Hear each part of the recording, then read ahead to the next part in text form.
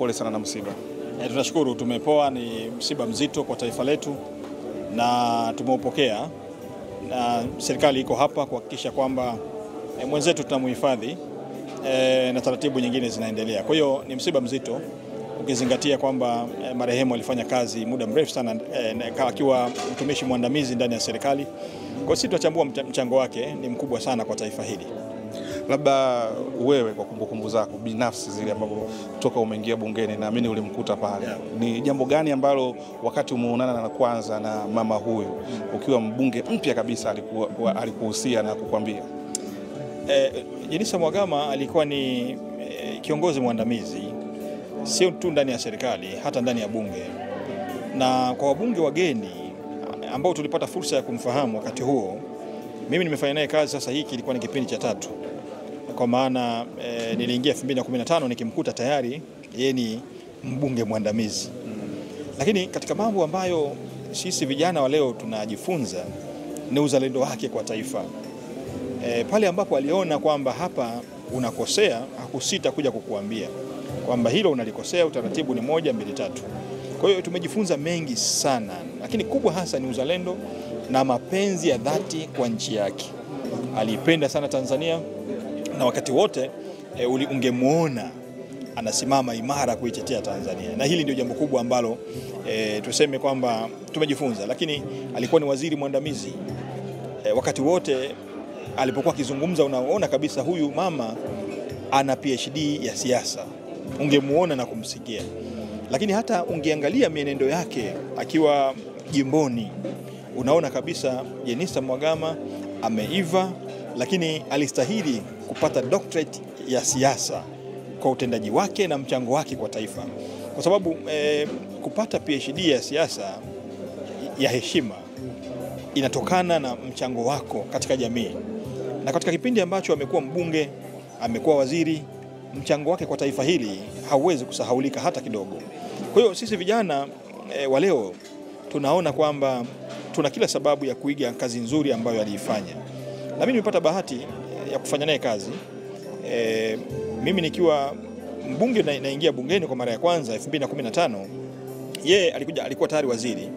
Lakini 2015 mimi nimekuwa mwenyekiti wa bunge, kamati ya katiba na sheria. Yeye akiwa ni waziri anayesimamia masuala ya bunge na masuala mengine ambayo tulikuwa tunawasiliana moja kwa moja. Mimi nikiwa mwenyekiti wake na yeye akiwa waziri anayetekeleza maelekezo au ushauri wa kamati za bunge. Kwa hiyo nimefanya naye kazi kwa muda mrefu kama mwenyekiti wa kamati. Kwa hiyo ni mtu ambaye ninafahamu uwezo wake.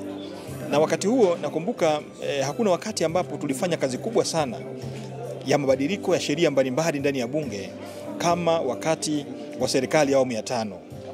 Na sheria hizi zote ambazo mnaziona leo hii, nyingi zilizofanywa marekebisho zilipita chini ya mikono yangu nikiwa mwenyekiti wa kamati wa katiba na sheria wakati huo. Lakini yeye akiwa ni waziri anayesimamia masuala ya bunge, taratibu, sera na masuala mengine, ambapo sheria hizo zilikuwa zinasimama kwake pia, lakini ilikuwa inategemea wakati mwingine zinakwenda kwa mawaziri husika. Lakini zote zile sheria wakati huo wa serikali ya awamu ya 5, nyakati zote, kipindi vyote vitatu, mimi nikiwa mwenyekiti wa kamati, nilipoingia 15, 17 na mwaka 2020 mwishoni kwenda 2021 nikiwa mwenyekiti wa kamati ya bunge.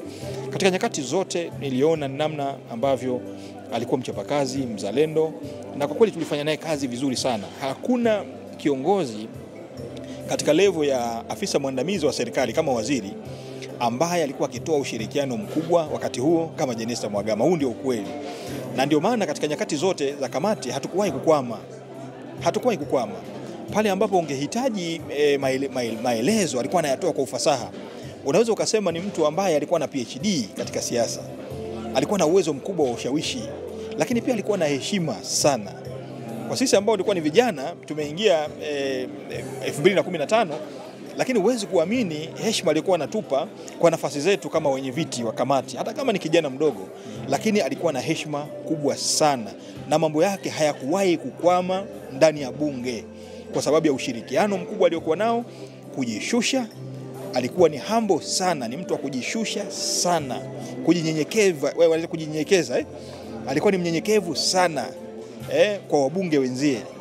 na usingeliamini kama ni waziri mwandamizi ambaye amekaa kwenye serikali toka wakati wa awamu ya 4, awamu ya 5, awamu ya 6. Na mimi niliponikabidhi ofisi nikiwa waziri wa afya, tulizungumza mambo mengi sana. Na wakati ule alinieleza namna ambavyo wizara tayari imekwisha anza kupiga hatua ya kutekeleza siku 100 za Rais Samia, hasa kwenye eneo la bima ya afya kwa wote, na maelekezo mengine ambayo Mheshimiwa Rais aliyatoa wakati wa kampeni na wakati anazindua bunge. Maelekezo haya yalikwisha anza kutekelezwa, ambapo katika wakati ambapo Mheshimiwa Waziri wakati huo Mheshimiwa Jenista Mhagama akiwa mbunge, wakati wa uchaguzi na baada ya uchaguzi. Ina maana shughuli za serikali zilikuwa zinaendelea, na yeye alikuwa na moja kwa moja akitoa ushauri mkubwa wa kitu gani kifanyike kuhakikisha kwamba maelekezo ya Mheshimiwa Rais yanatekelezwa wakati huo. Kwa hiyo hata aliponikabidhi ofisi, alinikabidhi na maelezo mengi ambayo haikuwa kazi ngumu kwangu kuyaendeleza pale ambapo tumeishia. Lakini tulikuwa na mawasiliano ya karibu sana. Mimi nafahamu kwamba wakati wa uchaguzi alipata changamoto ya kuanguka pia. Wakati wa baada ya uchaguzi, matokeo kutangazwa, alipata changamoto hii na alianguka ghafla. Alinifahamisha yeye mwenyewe, na wakati Mheshimiwa Rais anaapishwa alinifahamisha hiyo kwamba alipata changamoto ya kuanguka ghafla, kidogo akapoteza fahamu wakati huo. Lakini tunaambiwa pia na hapa karibuni tena alianguka tena, na hii imetokea tena. Kwa hiyo inatufundisha kwamba kwa viongozi na Watanzania kwa ujumla tuna wajibu mara kwa mara kuangalia afya zetu. Pengine unaweza kuwa na tatizo la moyo hujui, lakini zipo ishara ambazo zinaweza zikatupeleka huko. Unapoona ishara hizo au unapojisikia, ni vyema kwenda kufanya vipimo ukajua hali yako, kwa sababu unaweza kuwa mzima leo lakini ghafla katokea changamoto za kiafya, usijue ukaona ni kawaida, kumbe si kawaida. Ni ishara ambayo inakuonyesha kwamba unahitaji kwenda hospitali. Lakini madaktari wetu wamefanya kazi kubwa sana.